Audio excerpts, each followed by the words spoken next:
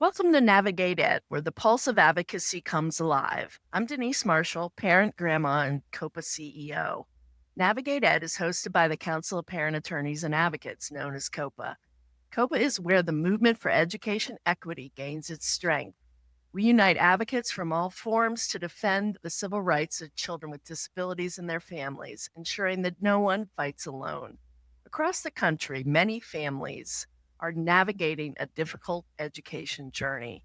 Advocates walk beside them, attorneys bring unmatched expertise to the struggle for civil rights. Too often, this work happens in isolation, but COPA changes that. We're a 3,700 strong network of parents, students, advocates, attorneys, and allied professionals. We connect and equip those on the front lines through structured learning, community support, and systemic advocacy. Together, we work with and push schools to uphold the children's and families' rights, and we create environments where every student is seen, supported, and set up to thrive. Navigate Ed isn't just a podcast, it's a call to action to our community, one that is driven by a shared commitment to unleashing the power of the law to transform lives.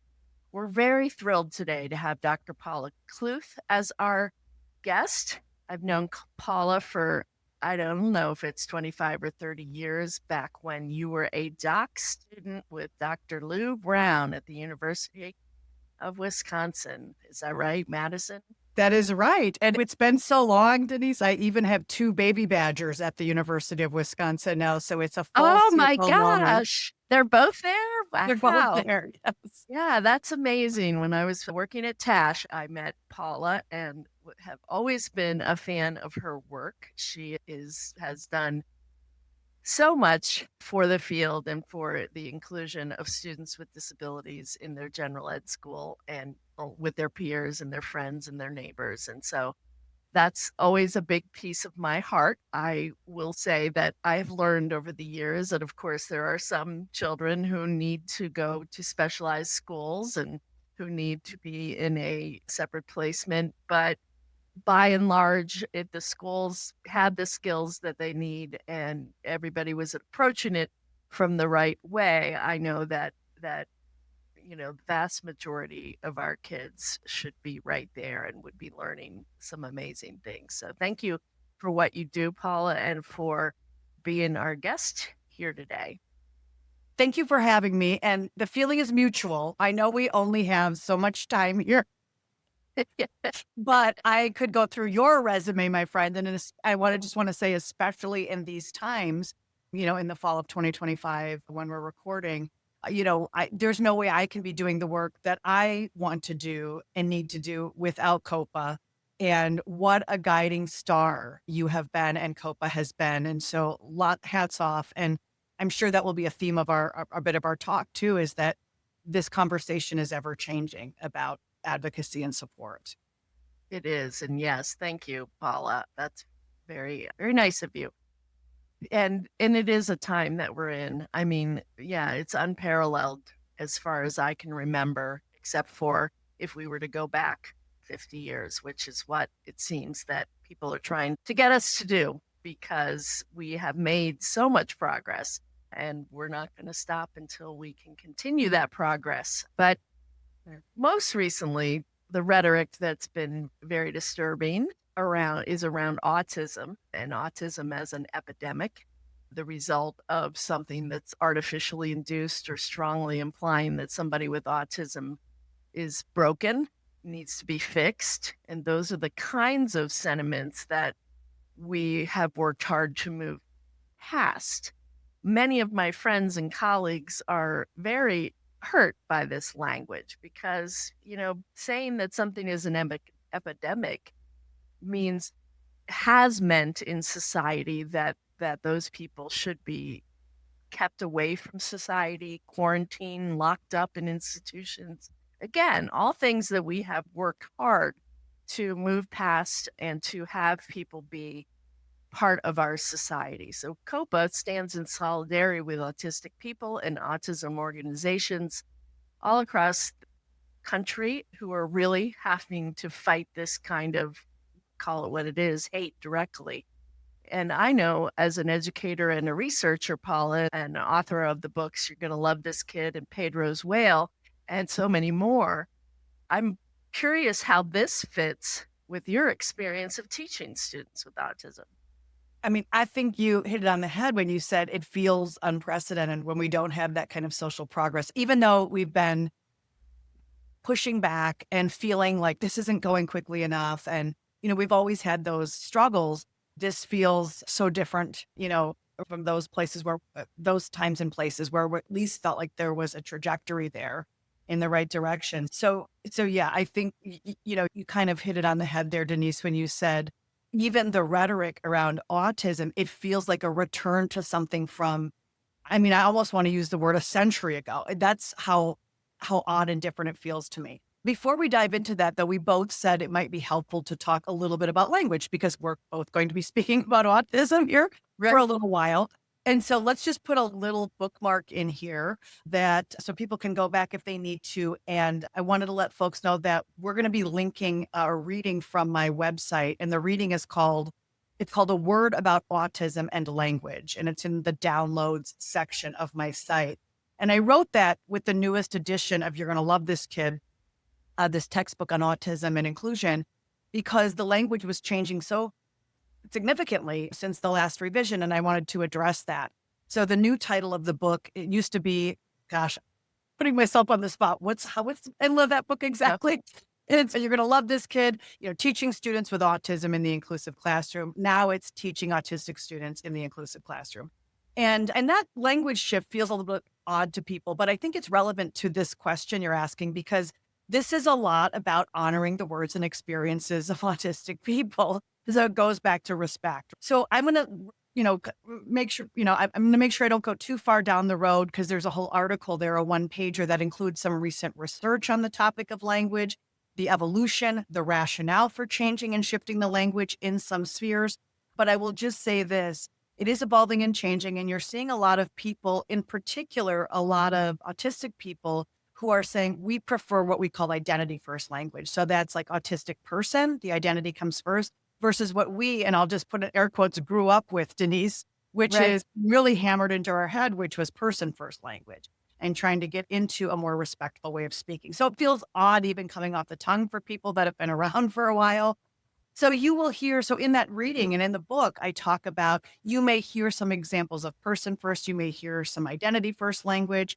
I usually tend to lean into identity first at this point, but there are still people that prefer other ways of speaking about autism. So I try to have a bit of a balance in there. And, sometimes I'll even use the term of folks on the spectrum and things like that. So there's some really strong feelings and ideas out there. We always say, like anything with language, ask the person what they were, if you're in an IEP meeting, like, how do you want me to, speak about this? But we don't have that context here. So I just refer people to that if they want to know more. And especially will say that please read and learn more before saying, I only will use identity, I'll only use person first. That's what I think is most respectful. Again, it goes back to your question of let's really start listening and respecting people. And there's a reason why they're talking about this. So anyway, I'll leave that there. And then we'll kind of talk about, this trend that we're seeing. I think it is ironic almost, Denise, that at a time when we have never had more information about autism, and not even that, we've never had more leadership, coming from autistic people, be it professors, be it, educators, even administrators at school, speakers, ideologues. So, when I was coming up as a teacher, it's like, where can I get more information? I mean, that was a real question, and that's not as much of a question anymore. So at a time when we have this access, I think that's what's painful is that we can actually go to folks and we can follow their lead. But when we see a huge resistance to those voices, that's really telling. And so that adds to those already sort of negative stereotypes that we have because maybe we're not really queuing in and honoring those kinds of things. I remember Xenia Grant, as she goes by, Kathy Grant, who's an old friend and colleague in this work. She once, somebody asked her a question, in a forum and they said, I've heard, this is several years ago, but I've heard, there's a stereotype about people not having even feelings. That's a very old stereotype. People, Yes. this idea of, empathy being missing and all these kinds of things. And she gave such a lovely response to that and talked a lot about how she said some of my friends and colleagues are some of the most empathetic people, to the point where there's actually some evidence to suggest that some people are autistic people are such empaths. Sometimes they can't even separate themselves from the other. They're such feelers. Um, Right. so she talked a little bit about that, but she said, and then the other folks where you can't really see and tell, especially people that have communication needs, everybody, of course, that's these feelings, but are we willing in the dynamic to take the time to listen and figure it out and be with people and hold space and all those kinds of things. So I thought that was really, this is a dynamic. And I thought that was beautifully said. Um, the other part of this that I always have to say, when we're talking about stereotype, is I do want to give a little bit of time to some of the significant difficulties that autistic people may have, because, and this is part of that misunderstanding, is that this is just a collection of challenge. There is a lot of challenge, but what a lot of folks will say is that a lot of the challenge is about the misunderstandings. I mean, you're not sort of honoring what I'm trying to say. And a lot of times, in addition, the things that people struggle with the most are not always the things that we focus on. I remember years ago, Temple Grandin reading in one of her books about how when she gets in a complete state of overwhelm, she would like make circles on her paper or do something repetitive. I can't remember what it was, but something that you would do in a classroom. And, and she talked about how that could be incredibly centering. And I just thought, yes. And what we do most of the time is we try to stop the person from the repetitive behavior without helping the person with the thing that's causing them to go to a coping strategy. you know, Right. and that's not because in many cases as an educator, because people don't care, but often we can't see. A lot of these struggles are invisible. So whether that's something like, a significant sensory need, and again, just going to that point, I mean, it took years, how many decades before sensory issues made their way to the DSM? I mean, in my own career, it's been in air quotes recently, even though I know it's been several years now. But that to me was stunning, because we've known from the beginning, that people had such significant problems with their body and that they were in pain over those problems. Colleagues of mine will say, be hearing a baby scream is as bad as physically getting hurt and not a scratch. So people are having these problems. And then we would focus on the behavioral element. What did the person do in reaction to the pain? And try to Right. stop that. And so that Right. that language for decades was very behavioral. If you looked at the DSM, it was very much about how people acted or what they did. And it goes back to that, if all you have is a hammer, everything looks like a nail. So when we encountered problems with people, our way of kind of, addressing that was to look at how that was what we could see and what we could, especially if someone had a communication need. But I think people have dealt with of course, struggles, pain, just issues with overload, some of those sensory kinds of things, anxiety, which we haven't talked about, even scratch the surface. Then the Right. anxieties that people go through and the untreated mental health needs that people have had to deal with. And I think, Paula, going back to the Yeah. individual, Yes. one of the things that I've learned over the years is that it doesn't always look like what it is, first of Right. all. And so, for instance, somebody I supported once liked to take all the toilet paper and put it in his pockets and carry it around with him all day. Of course, he didn't have any conversation skills either, so he couldn't tell us why he was doing that. But the school was sure that he was just stealing the toilet paper, you know? Yeah. And I kept saying, "What? So what if he has toilet paper in his pocket? Like, let him bring it. Let him put it in his pocket before he even gets here. That he doesn't need to take yours." That kind of thing. So it's like, and someone else we both know, Sue Rubin, who's a Yes. brilliant person who carries her spoons around, and Yes. I still to this day don't really know why, but so many people focus on that instead of what she's saying and what she's contributing and who she is. And Yes. so I think that that's where the individual person comes in as well, because we don't know the often the origin. Yes. Yes, do not assume, and I think that Stephen Shore that kind of popularized it, one autistic person, one autistic person, Right, kind of thing. exactly. Right. Sort Right, of right. One any label, right? So anyway, I always like to kind of mention that because that it's not that there's not struggle for people, but again, just making sure that we're understanding that it's not that's not someone's entire identity, A, and that a lot of those struggles of like folks will say come from sort of this lack of comprehension of what's happening for folks and that sometimes there are some solutions there. And again, it's not always we may not always know, Denise, you pointed out that's why, so I don't want to point fingers necessarily, but just the idea that be very careful. We have to always be very careful and very open minded and have a lot of questions, I think, about why would somebody be doing that? Isn't that interesting? Why would somebody be yes. doing that? So, anyway, all of that to say the other, or should say all of that to bring me to the last point, which is, and I think what you're also, kind of leading us to is that the other thing that happens when we have those stereotypes and when we fail to see the uniqueness in people is we completely leave out that person's identity, their wholeness, their goodness, their talents, their skills, their contributions. And that is one of the biggest challenges that we're facing right now is that we're missing out on some of these contributions because of the diminishing and decentering of people. So, I mean, and I just could go on and on. I know we don't have all day, but I mean, all of the gifts and skills often, again, it's individual, but that we often do see connected to some people who are, neurodivergent. So that could be like having like passions and extreme interests and having lots of information about things and being expert or being good at problem solvers and having lots of focus and, actually sensory perception in a positive way, where perceiving things that others do not, including, I think, oftentimes, some of those things that are like we talked about emotions and things like that is one that comes up a lot. That folks that say, well, I don't want to pretend. I had a kid once, I was trying to get him to take a fake bathroom break. Um, and for a lot of reasons, but he needed the movement and he was really, really very skilled in this high school class.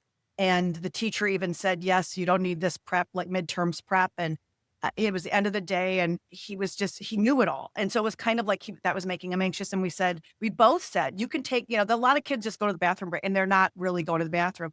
And he tried it and he said, it just doesn't feel right to me to lie Right. about that. And then it's sort of a funny story too, but you think about having that kind of integrity and that actually can make its way into lots of, situations and even vocations and things like that, where we could use a lot more folks who say, I'd like to just, I don't even like that kind of, little lies kind of thing. So anyway, Right. so that goodness I think gets lost. And that is not just a small thing. I mean, that's everything. Yes, absolutely. Thank you. Very important points.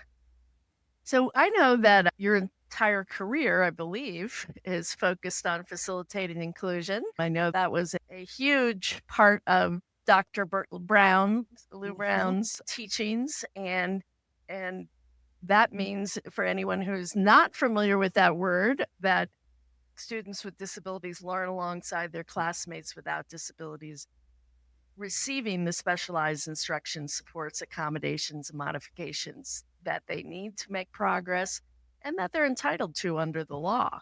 So, again, one of the things that's a little bit of speaking of words, that's my pet peeve right now is that, the law doesn't mention the word inclusion, but it does define least restrictive environment very specifically. And that least restrictive environment is the general ed classroom with the peer without disabilities learning the general ed curriculum. And there are so many opinions about what LRE means, but it, it, respectfully, that's your opinion. You might wish that it meant each child has their own LRE that's least restrictive to them, but that's not what the law says. So anytime you take a kid, and this is part of the whole reason the IDEA is structured the way that it is that anytime you take a kid out of the general ed environment that they would be in if they didn't have a disability, you have to have due process protections because you are depriving them of receiving the same benefits that their peers who don't have disabilities receive. So All those pieces of the law are put together for a very specific reason to protect the civil rights of students. But I digress. I'm getting off on my little soapbox, but I love your soapbox. that's one of those things that drives me crazy these days because you can hear 50 different definitions of LRE and people kind of twist it to mean, and I think inclusion sometimes falls to that same trap of people, defining it the way they experience it or perhaps the way they've seen it. And I have always said that to some extent, it's something you have to believe to see rather than see it to believe it. But sometimes both can be true. Anyways, Paula, I asked you a question, which is why do you champion this approach? Well, I want you at every meeting with me because I love that. I love your quote of "That's your opinion," you know. Right. And maybe you can speak to this. I do want to talk about the law for a second, but I mean, for so many reasons. And I will just say this as a way to say something maybe that's a little memorable versus just kind of, of course, the obvious checklist. But I mean, I'm sure a lot of listeners know the show Ted Lasso. Do you know that show, Ted Lasso, Oh my Denise? gosh, of course, I love The that cutest. show. Yeah, It's the it's cutest. so So it's cute. about a soccer coach and he's motivational and fun and sweet and kind. And one of the things that's a big part of their, like it is in any sports drama, right, is before they go out to the pitch, they have like this huge sign and it says believe. And then everybody hits the sign so that they walk out to the pitch and they have that belief in them and everything. And The and I pitch I being the love that. field for the pitch being the field for those of you who are not Yes, soccer. that's right. Sorry. That's right. I Go ahead. used to say the field, and then people would start correcting me. It's now it's I fine. know, it is a pitch, you're Okay. right. But I started thinking about that, Denise, and you're absolutely right. It's like there's like a both sides to it, right? And I love that you said that because you really set me up for this. So a lot of people will say, like, they've known me for a long time, known you for a long time. It's like, oh, Denise and Paula, they're so into inclusion. Somebody Yeah. somebody once told me years ago, well, the reason you didn't get a job with that school district is they had a meeting about you and someone said, Paula Kluth thinks everyone can be included. I said, okay. And that didn't make me mad. But anyway, so of course we have a reputation, right? In other words, I'm not going to sit here and say my values are not aligned with inclusivity. That's a lie. Okay. However, having said that, that's not why I'm doing this work. And it's not why you're doing this work. Right. I don't think that either one of us, especially with your background, would be involved to this extent in the way that we're involved unless we had the research and the law aligned in the way that it is. I don't think either one of us could feel great advocating in the way that we do if the research pointed us in a different direction, especially severely so. We That's tell right. those other, it's nice to be included, but we just can't ignore kids' academic lives or whatever. So I always And say, the outcomes, which is part of the research, of course, yes, but it's also part of our personal experience. exactly.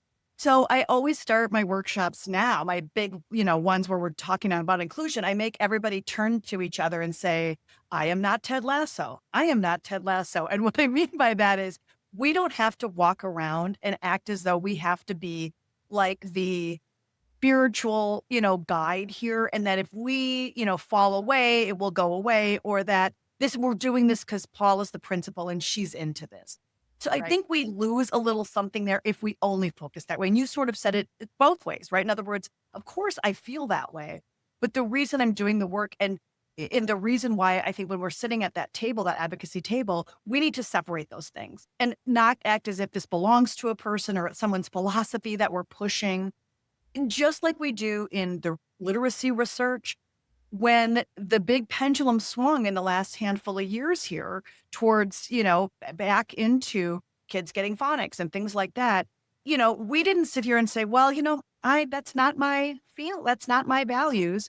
It's like you would be fired if you said Right. that. Right. So in other words, and then puts administrators in these weird spaces where they have to kind of hold that's like that mantle, right? So first of all, let's walk away and just really walk away from that Ted Lasso sort of heroic element and just say that's helpful and important for culture and all that. But we're here because of the law and the research. Full stop.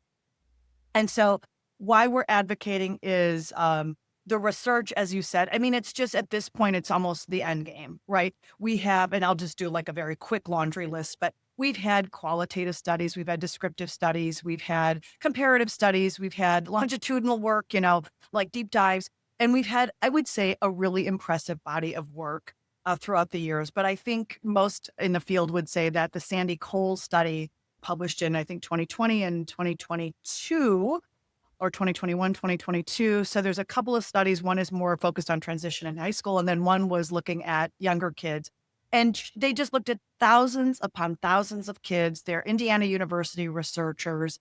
They were able to, look at kind of almost like a developmental twins kind of glimpse, where looking at kids with really similar, if not the same kind of profile in state testing, and then looked at kids, again, those kids, you could almost say like developmental twins. They look the same. They're acting the same academically at one point in their academic careers. And then Cole and her colleagues looked at those kids several years later, and were able to look at what kinds of outcomes, what their test scores looked like several years later, and then sort of joined that and looked at what their placements were. So did those kids, and again, we're talking about like kids across the state. They're not in classrooms. They're not doing observations and things like that. They're just saying, where did these kids end up and how did they do as a result? And they found that kids who were included far outperformed their peers that looked, again, the same on paper when they were included 80% of the time. So the feds don't look at anything, 80% is sort of full inclusion is, in that data. So those kids did far better. And that was across all disability groupings. So autism and, learning disability and so on. And then they had this study that looked more at older kids. And at the same time, actually, there was a Kathy G study with a smaller group of kids, 2020 as well, that looked at kids with really complex support needs. These are kids that don't take state tests at all. They're not at grade level. They're not close to being at grade level.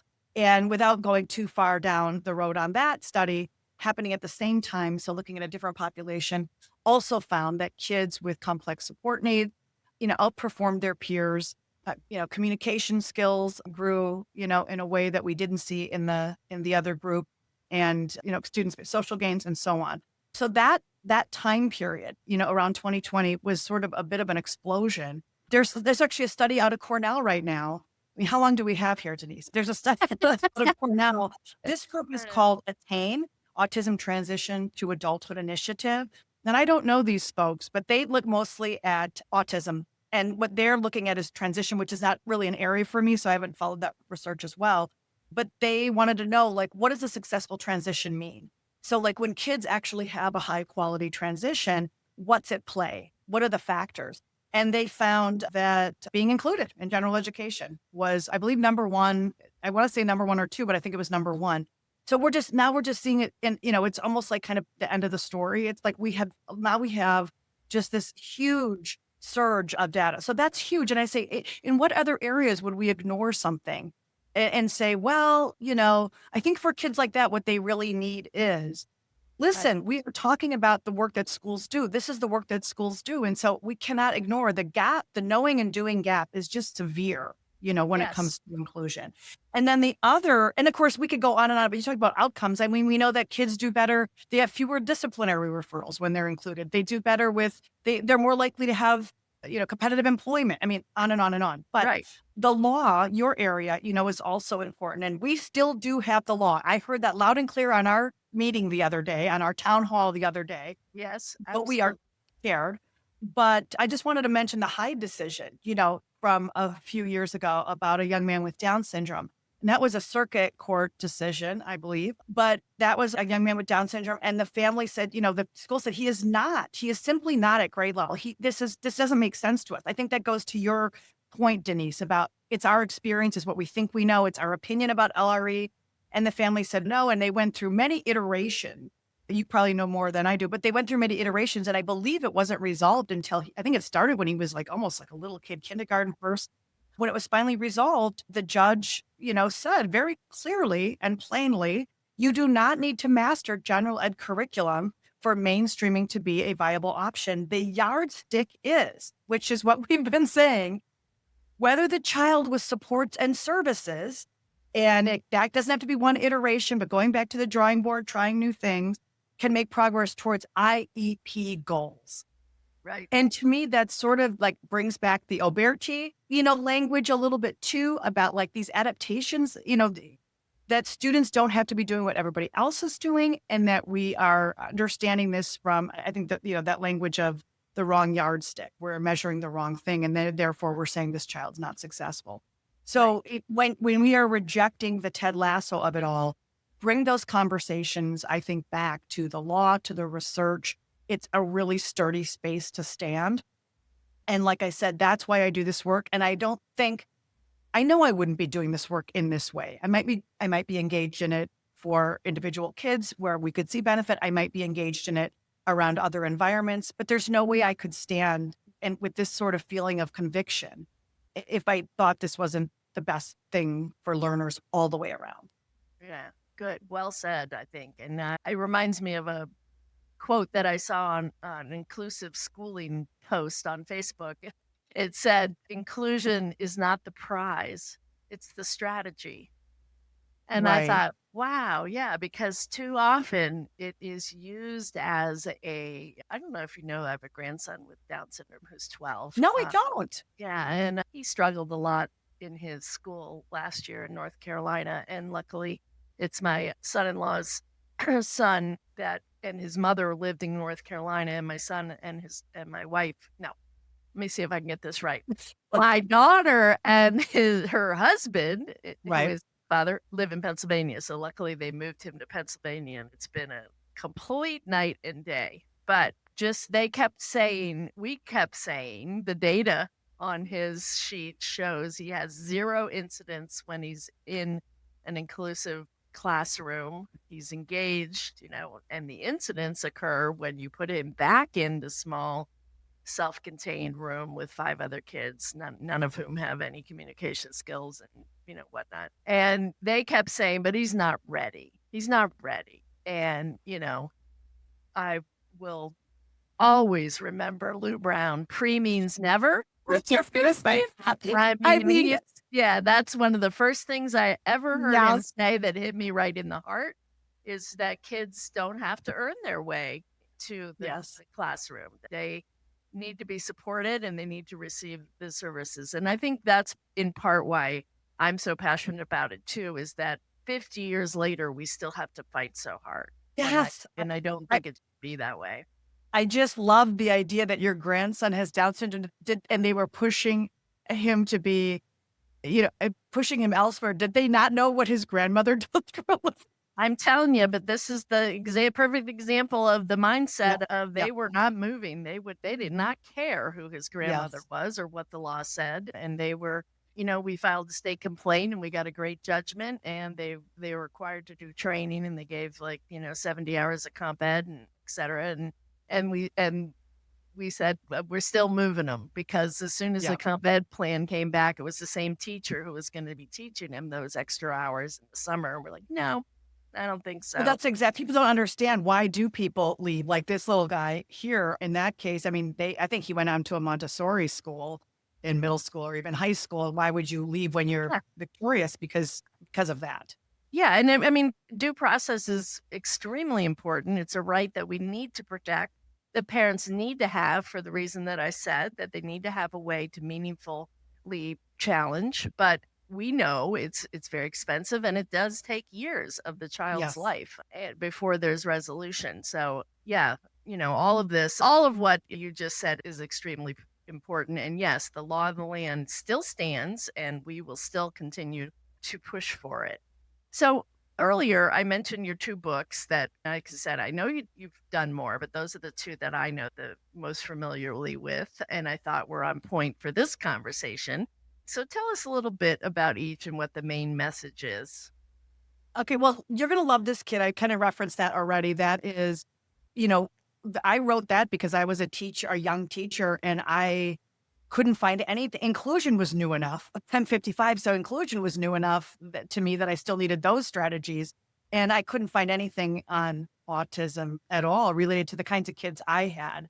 And so when I got my first job in, academics, I was like, I want to write that book. And it's the title, you're going to love this kid, is based on something my boss and later my mentor and dear friend, and also a colleague of ours, Dr. Patrick Schwartz, said to me when I had this little guy who had so much going on, and I thought, there's no way we can include this kid. I mean, it's so beyond what I had seen before in my student teaching or what have you. And, everything in his records were just negative, negative. He can't, he doesn't, he won't, he's a biter, he's a kicker, he's a screamer. I mean, horrifying, really, when you think about the discourse sometimes in the field. And I remember my new boss said to me, came to visit me that first week, and he said, "Oh, I just heard you're going to be Jay's teacher." I said, "Yeah." He goes, "You're going to love this kid." And he just started telling me like, "Oh, I was at his house and he can do this and he can do that." And he hands you a picture and then you hand it back, and then he will get you a snack from that card, and he loves animals, and he's got all this life cycle he's got the life cycle of the butterfly on his wall, and he'll point to all parts of it. And then you have to say everything on the chart because that's how smart he is. And I mean, it's just flying in the face of everything in that, that Cume file. And so I wrote the book with that optimistic lens and saying, not only do I want people to have specific strategies, I mean, there was very little in the field at the time on that topic. So I was lucky to kind of be, entering in that part of the literature at the time. But certainly that optimistic piece, which is, I think now, thank goodness, is much more common. But so I did that. It gave me a chance to not only put in a lot of strategies that were not working on a kid, but with a kid and their family, which I thought everything in there was gentle. That was the point, was to be gentle. And that was, I learned from my mentors like Lou Brown or like Patrick, that there could be a different way of doing this. And Tash itself, right? Our organization, Tash itself, that taught that. The other thing I wanted to do with that was to do something a little different, was to just chock it full of narratives, because there weren't as many, I didn't know researchers, anyone that was on the spectrum at all, or we were starting to meet more people like Donna Williams and Temple Grandin, and like people that were, definitely like ideologues and leaders. So I was like, oh, okay, well, we could use this as sort of kind of the centerpiece of our own like research, because we definitely have these wonderful voices. So I think the first one I looked at 20 some autobiographies, and it's very, very centered on those voices. But now the last iteration, I probably read over 60. I mean, and that's only scratching the surface. So that just shows the information that we have. But I knew that was important. And of course, it also allowed me to center family stories too, which we were missing so much information by not honoring families. And that was, you could say that's true in disability. And that's, of course, that is absolutely true. But when you go all the way back to the history of autism and horrible things like refrigerator mothers, and again, Tylenol, and now we're blaming it again. And parents, what is upon parents and has been, again, in general, but also I thought something specific. There were some awful things specific to autism. So bringing those voices forward, I thought would be, really helpful. So that was that text. And so that one's kicking to this day, just finished the third edition. And then well, before you move on to the other one, I want to reinforce that point about how important, having parents as meaningful partners in the education of their kids is. And, that's a point that the law hammers home and that we hammer home. And that is, like you said, still to some extent a struggle. But I mean, COPAA just signed an agreement on 7 principles with I don't know if you've seen this, the Council for Special Education Administrators in Special Ed, around I did see it. Yeah, around the IDEA and the importance of parents being meaningful partners and educators being partners. I mean, I think, obviously both are important. And a lot of times I mean, in my experience, almost always, it's hardly ever the educator, the teacher, the personnel that's closest to the student with whom the families have a dispute. They're working together and really trying to move, make benefit for their child. So anyways, I just wanted to underscore that point. Yes. And thank you for being prescient in that, in emphasizing that in your book. And that's a word I learned from Celine Amazon, our legal doctor, who is always teaching me new words. We want to sound fancy. So I think that is important that people will you were listen ahead. to. In other words, you were ahead of your time putting that in your book all those years ago. Thank you. I think, and I will say, I would be remiss if I didn't say that so much of that came from like that is not my idea either, right? So in other words, families were saying this, listen to me. Yeah. It's like an amplifier more than anything. Families knew that. Families said, if you listen to us, Chris Cleaver, the late and great Chris Cleaver, also a colleague and fellow Tashi for us.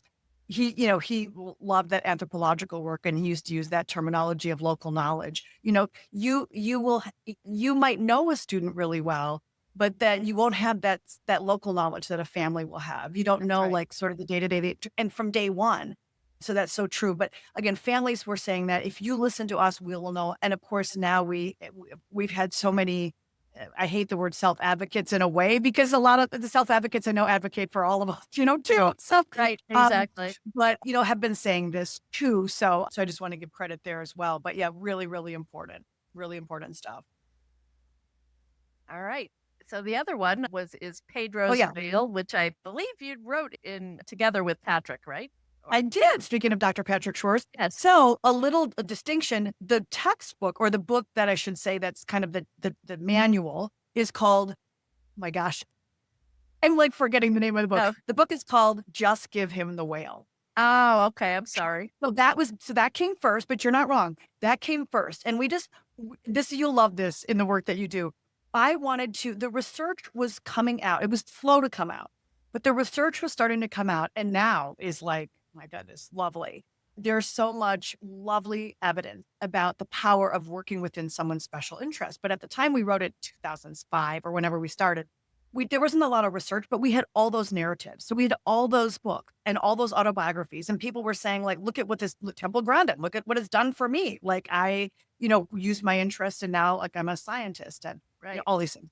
So it taught me to read, and it was just all through these autobiographies. So we said, okay, so we use that mostly as our evidence, but now there's actual, lots of great data there.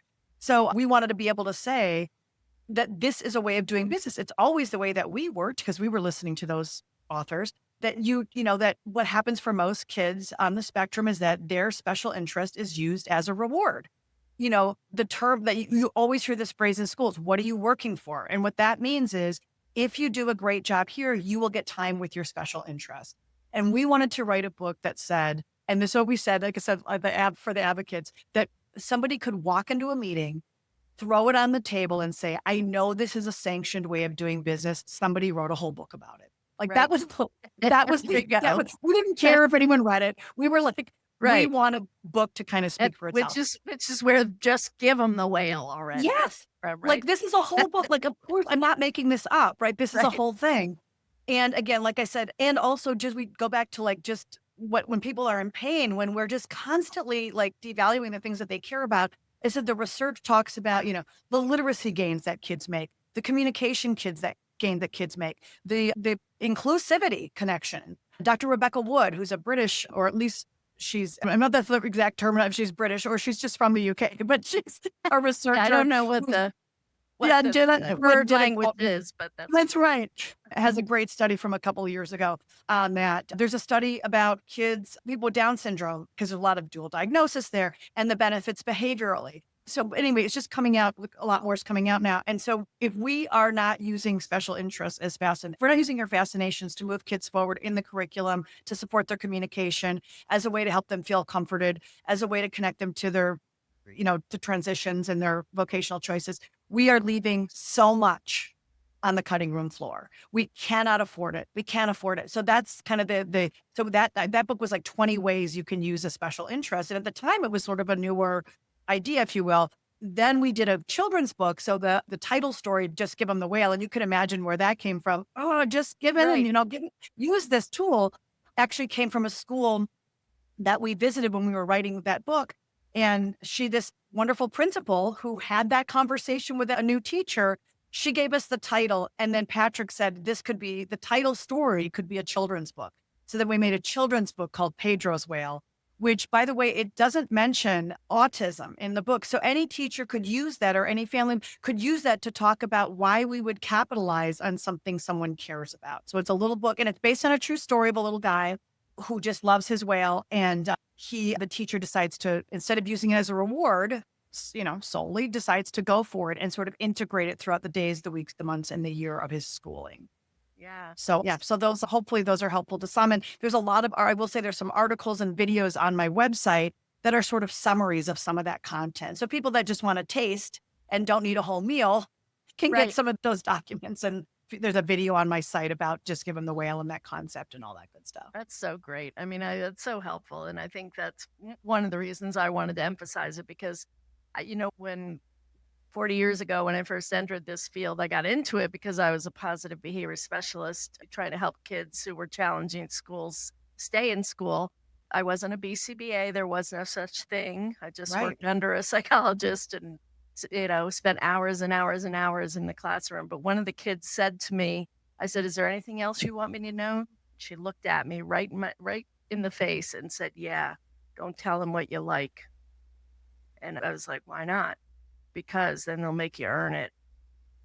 And yeah, it's just what you're doing, Paula. Hit me right Yeah. here. I was like, God, yeah, that's something that we have to constantly remember. And that, I mean, I think that's the other reason I got into this is that there are natural consequences that happen, you know, before and after behaviors that are so much more powerful than trying to withhold something somebody likes or insert something artificial like M&Ms or whatever. So again, just really getting to know the individual child. And part of that, I think too, to just tell a little story for me that was kind of my big aha moment is that I was supporting a young boy, Matthew, in who had autism in second grade and staying in his fully inclusive classroom, but his behaviors were really challenging in school. He, would flap in front of his face and not speak and run around the whole building so he could go by all the blinds that had slats on them and, things like that. And so when I was observing him, the times that they could keep him quiet, they were putting him in the corner in a beanbag with the headphones on, listening to a book on tape. And the teacher would say, "That's his busy work. That keeps him busy while we're doing the real work." And I thought to myself, well, that's not the point of this, but okay. So I kept watching it and I kept watching Matthew very closely and realized that every time he would stop the tape, flip the page, and then he'd start the tape again. And before he hit fast forward, I could hear that the word was the first word on the page. And I couldn't hear it. Yeah. Anyways, I could tell that he was on the right Yeah. page. And it was such an aha moment, and I called the teacher over, and it was an aha moment for them too. It was my way, and Donalyn is another person who comes to mind in my work all the time, of presumption of competence. And it was really the first time I experienced it to that level of this kid really is smart. He's listening to this book on fast forward, and he hears it that way better, prefers it that way for some reason, but it's not because he's not doing anything or it's busy work. It's because he's actually reading the book. And so when we were able to incorporate that into his lesson and into what he was learning about that was aligned with, it wasn't exactly the same content that his peers were learning all the time, but it was aligned with it, that he started really making progress and really, speaking. And by the time I left, he was, sitting in groups and participating, and his job was to go around the school each morning and open the blinds and then to go around the school at the end of the day and close them, so we could incorporate that into, we didn't have to try to teach him to stop running by the blinds. We incorporated it into his day. And those are the kinds of things that for me are the moments that push forward, that really stuck with me and pushed me forward to keep insisting that students have the capabilities and that they deserve the opportunities to learn and to show what they're capable of. So I don't know, we're kind of coming upon our time here, but any last thoughts like that, or even tips and things that you want to share with families?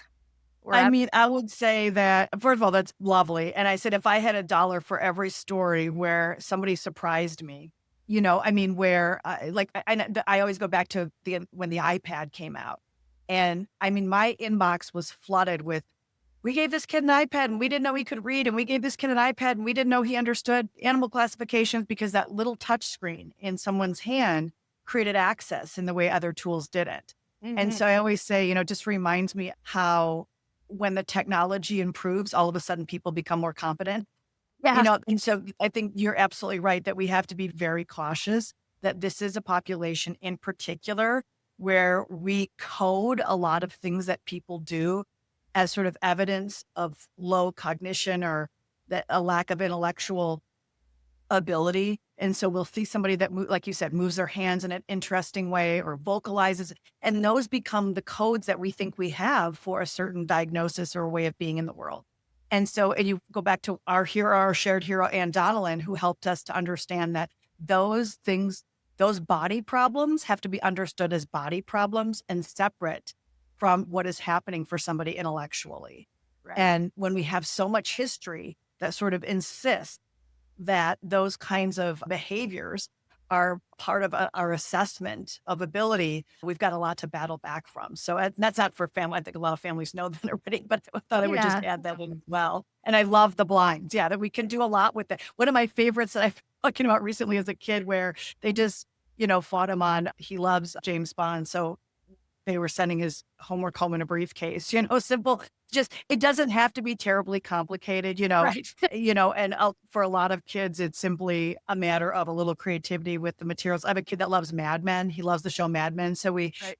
we use a lot of old fashioned school supplies. Like I put a lot of things on a Rolodex for him, like his Right. poetry and his SAT vocabulary. So we're not talking about, like you said, with the blinds, it's just a very humanistic, it's kind of that dynamic of listening and making my day a little bit better by bringing in something I care about. So, but as far as just what I would say to families, I mean, I think there's nothing I can say to families or anyone that, is, any autistic person or from that's going to be necessarily different than that somebody hasn't already sort of come upon, at least from this conversation and questions, because I think a lot of this is taken from those folks. But I do think for all of us, this idea of self-determination is really key. Again, for everybody, but especially for kids that have dealt with some of those, lower expectations and things like that, or have really like a lot of uniquenesses where we're not pursuing the things that kids care about the most. So that's really big. And I will say there's a downloads section of my website. There's readings, but there's also downloads. And it's the one place where I have a lot of things for the classroom. Most of my stuff is for teachers or families. What is your But website name before you? it's called Inclusion Rules, like a ruler, Inclusion Rules. But the downloads has like a couple of exercises that we can use over time for people to have them, I said, nobody should be able to, and I mean, all of us should be able to get to like the age of, 3 or anything. You should be able to always name things that you're good at, and things that you're proud of. And sometimes kids can do it better than adults, but like all the way through our careers, all kids with and without disabilities. So I have some, where kids, what is your dream and what are your wishes and who are you and what are your strengths? I think that's super critical, especially for kids that may have been silenced or feel silenced, in one way, shape, or form. And I also think, the idea that, you talked about the least dangerous assumption or presuming complexity is really huge. And it sort of just really, we can't say it enough, kind of learning and being willing to learn and listen is really massive. So I always say, if for families, keep doing what you're doing. Thank you. First of all, a lot of gratitude for that you're willing to share. It has gotten us this far. If you yourself, if you're autistic or neurodivergent, persist. We need your voice because we have had suppression. And those, voices, they are changing the world. So I, not only throwing a lot of gratitude in that direction, but a lot of it. And for the rest of us, I would say we can hone into that recommendation by saying being as open as possible with as many strategies as possible to elicit those responses, to listen and to be as collaborative with folks as we can. And I'll add, since we mentioned our hero, Anne Donnellan, I will say, approach all of this with a ton of curiosity. So we may not know why somebody engages the way that they do. We don't know why the Kleenex are in the pocket. We don't understand that behavior. We don't know why somebody is persisting and engaging in something that looks painful, and bringing a very curious and sensitive and humane mindset to that will get us to the answers. Not only will get us to the answers, I think, in a better way, potentially a quicker way, but also will get us to better answers. Sometimes just say, I don't know, let's think about this together and bring our sensitive selves to the work. Very good. Absolutely. And I think I want to just highlight one more thing that you said earlier, which was you picked up, hey, the student's record and you read all the horrible things. And I Yeah. think one of the things that I know advocates and families have been so diligent about, and people should continue to be diligent about, is adding information to the record and challenging the way things are phrased in reports so that a complete picture of the student and their present levels of performance and their interests and their excitement and their, things that they do well are also captured. That's something we can do and that it's very important to do as we build the history of our kids so that they don't get what we used to call back in the day, we would call it a terminal reputation because you pick it up and right away it was impossible for the kid to almost to walk through the door without having negative assumptions on them. So we can't So true. necessarily always erase all of that, but we can do a good job at combating it. So again, from those of us in the trenches in the fight, we stand in solidarity with all of our friends who are autistic and against the rhetoric that's happening right now to try to push things back. So, Paula, thank you so much. It's been so much fun to talk with you, to learn from you, and to go down memory lane a little bit. I appreciate you taking your time to be on the show with me today. Right back at you. And I said, absolutely a pleasure. And again, it's really cathartic too, like to at this time get to sort of, call out some of our colleagues and friends that have been leaders here and that are, so much put upon. So having that opportunity is a good way to start our Monday morning here when we're recording. Exactly. Exactly. All right. Well, thank you to all our listeners for being here today. We hope you catch another episode of Navigate Ed. You can follow us on Spotify and YouTube, or you can also find our latest episodes on the COPAA website, www.copa.org. Thank you, and we'll catch you another time.